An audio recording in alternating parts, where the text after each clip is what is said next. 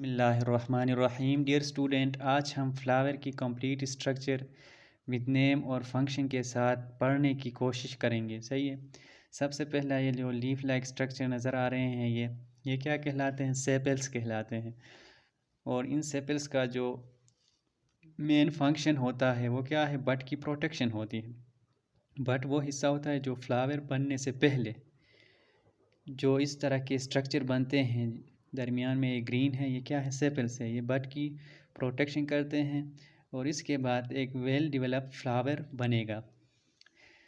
और दूसरा जो रेड कलर के स्ट्रक्चर आपको नज़र आ रहे हैं, ये क्या है? पेटल्स कहलाते हैं, जो कि इंसेक्ट्स अट्रैक्शन में मदद देते हैं। इंसेक्ट्स को दूरी से क्या करते हैं? अट्रैक्ट करते हैं।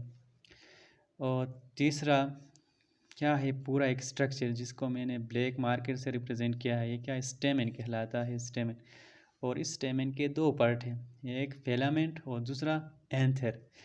फिलामेंट ये हिस्सा है, ये जो लाइन नुमा नज़र आ रही है, ये क्या है? फिलामेंट है। और एंथर, ये जो बाल लाइक स्ट्रक्चर हैं, ये क्या? एंथर कहलाते हैं। और इस एंथर में क्या होते हैं? पोलिंग ग्रेन्स होते हैं, दानेदार स्ट्रक्चर। इसे हम पोलिंग ग्रेन कहेंगे और ये एंथर के अंदर होते हैं। इन हिस्सों को मिला के एंथर फिलामेंट स्टेमन को हम मेल पार्ट्स ऑफ फ्लावर भी कहते हैं। अब आते हैं कि फ़ीमेल पार्ट ऑफ फ्लावर की तरफ। तो पहली बात यह है कि ये दरमियानी जो गुलदस्ता नुमा शक्ल का एक स्ट्रक्चर नज़र आ रहा है, ये क्या है? कार्पेल या पेस्टल कहलाएगा ये सारे स्ट्रक्चर। और इसके मज़ीद क्या है? 3 पार्ट है।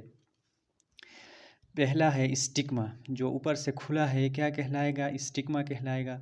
दूसरा जो ये हिस्सा दरमियानी हिस्सा क्या कहलाएगा? स्टाइल कहलाएगा। और तीसरा आखिरी पोर्शन ये क्या है? ओवरी है। ओवरी के अंदर क्या होते हैं? ओव्यूल्स होते हैं। और वही ओव्यूल्स फर्टिलाइजेशन के नतीजे में सीड्स में डेवलप होते हैं। सीड में ओव्यूल से सीड बनेंगे और ओवरी फ्रूट में डेवलप होगी। तो ये था फ्लावर का कंप्लीट स्ट्रक्चर, जिसे हमने 1 बाय 1 इनकी स्ट्रक्चर पढ़े और फंक्शन के साथ।